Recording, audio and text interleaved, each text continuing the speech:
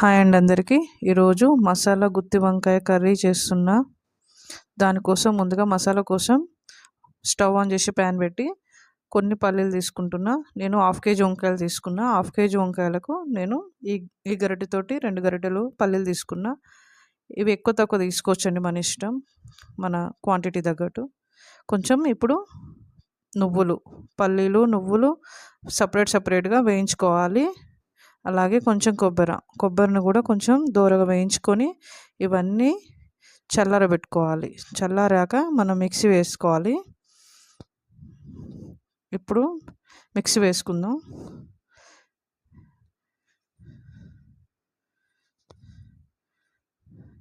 ఇప్పుడు ఇందులో కర్రీకి సరిపడా కారం వేసుకోవాలి. కర్రీకి సరిపడా కారం, చిటికెడు పసుపు, 1 స్పూన్ ధనియాల పొడి వేస్తున్నా. ఇప్పుడు ఉప్పు వేస్తున్నా. 1 స్పూను వేస్తున్నా నేను, ఇంకొద్దిగా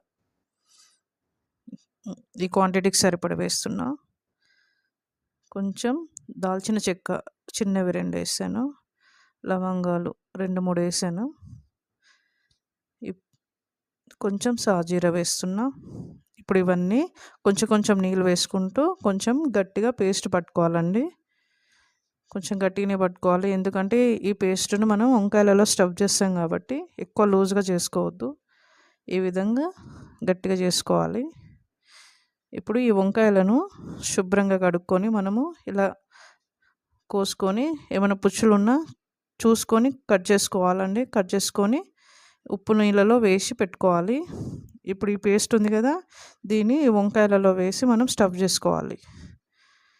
చూడండి, ఈ విధంగా కొంచెం పేస్ట్ తీసుకొని వంకాయలో స్టఫ్ చేసి పెట్టుకోవాలి.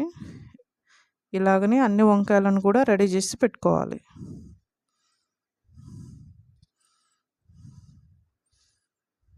చూడండి, ఈ విధంగా రెడీ చేసి పెట్టుకున్నాం కదా. ఇప్పుడు మనం కర్రీకి ప్యాన్ పెట్టుకుందాం. స్టవ్ ఆన్ చేసి ప్యాన్ పెట్టుకొని ఇందులో నేను 3 పావుల ఆయిల్ వేస్తున్నానండి.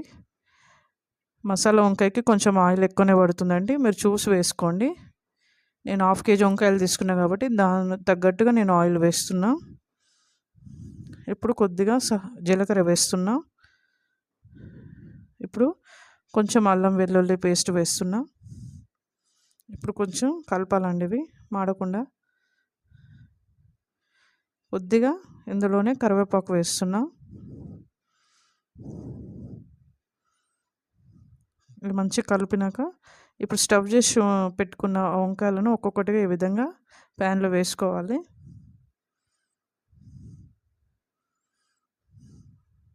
చూడండి, ఈ విధంగా వేసుకోవాలి. వేసుకున్నాక ఏదైతే మనం మిక్సీ పట్టుకున్న పేస్ట్ ఇంకొద్దిగా ఉంటుంది కదండి, అది దాంట్లో కొంచెం వాటర్ వేసి దీనిపైన ఈ వంకాయల పైన ఈ విధంగా వేసుకోవాలి. వేసుకున్నాక చింతపండు రసం తీసుకొని మనం సైడ్ నుంచి ఇలాగా వేసుకోవాలి. పైన వేయకుండా ఇలా సైడ్ నుంచి వేసుకోవాలి. వేసుకొని ఇప్పుడు మనము మూత పెట్టుకుందాం. మూత పెట్టుకొని ఇప్పుడు మనం 5 నిమిషాలు దీన్ని వదిలేద్దాం లో ఫ్లేమ్లో. 5 నిమిషాల తర్వాత చూద్దాం. 5 నిమిషాల తర్వాత మూత ఓపెన్ చేస్తున్నాను. చూడండి, ఈ విధంగా ఆయిల్ అంతా పైకి రావాలండి. ఆయిల్ పైకి వస్తే ఆ మసాలా అంతా మంచిగా మగ్గుతుంది అన్నమాట. మగ్గాక దీన్ని ఇప్పుడు కలుపుకోవాలండి. అడగంటకుండా చూసుకోవాలి. ఇప్పుడు మంచిగా కలుపుకోవాలి. ఇలా కిందికి పైకి మనుకుంటూ మంచిగా కలుపుకోవాలి ఈవెన్గా.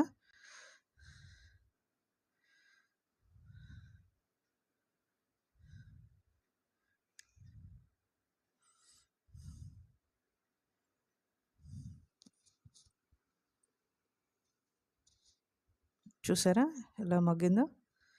ఈ విధంగా ఇప్పుడు మళ్ళీ ఒక 2 నిమిషాలు మూత పెట్టుకోవాలి. ఇలా మధ్య మధ్యలో కలపాలండి, లేకపోతే అడుగంటుతుంది. మళ్ళీ ఒకసారి కలుపుకోవాలి.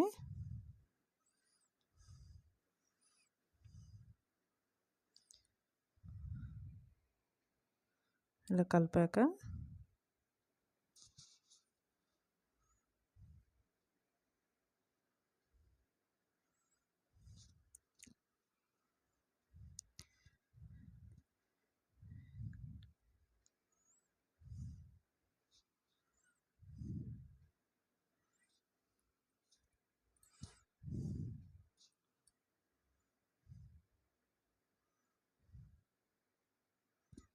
కలిపాక ఇప్పుడు మనము వాటర్ వేసుకోవాలి మన గ్రేవీ తగ్గట్టు.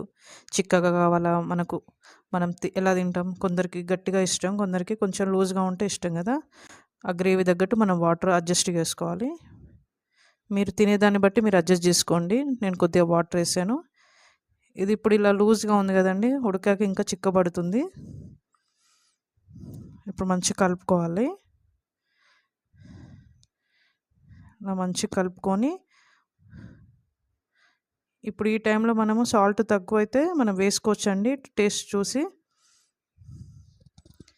ఇప్పుడు మూత పెట్టుకుందాం. మూత పెట్టుకొని 10 నిమిషాలు వదిలేయాలండి లో ఫ్లేమ్లో. హై ఫ్లేమ్లో మాత్రం పెట్టొద్దండి, లో ఫ్లేమ్లో పెట్టాలి. చూడండి మన మసాలా గుత్తి వంకాయ కూర రెడీ అయిపోయింది. చూడండి వంకాయ ఎంత బాగా ఉడికిందో, ఈ విధంగా ఉడకాలి. ఆయిల్ అంతా ఇలా పైకి వచ్చింది కదండి, ఇలా ఆయిల్ పైకి వస్తే కూర రెడీ అయిపోయిందని అర్థం అండి. చూడండి గ్రేవీ ఎలా వచ్చిందో, వంకాయ చూడండి ఎలా ఉడికిందో, మంచిగా ఉడికింది కదండి. ఇలా కలుపుకొని మూత పెట్టుకుందాం. ఇప్పుడు స్టవ్ ఆఫ్ చేసుకుందామండి, మన కూర రెడీ అయిపోయింది. చూసారా, మసాలా గుత్తి వంకాయ కూర రెడీ అయిపోయిందండి. చూడండి మన మసాలా గుత్తి వంకాయ కూర రెడీ అయిపోయింది. నచ్చితే మీరు కూడా తప్పకుండా ట్రై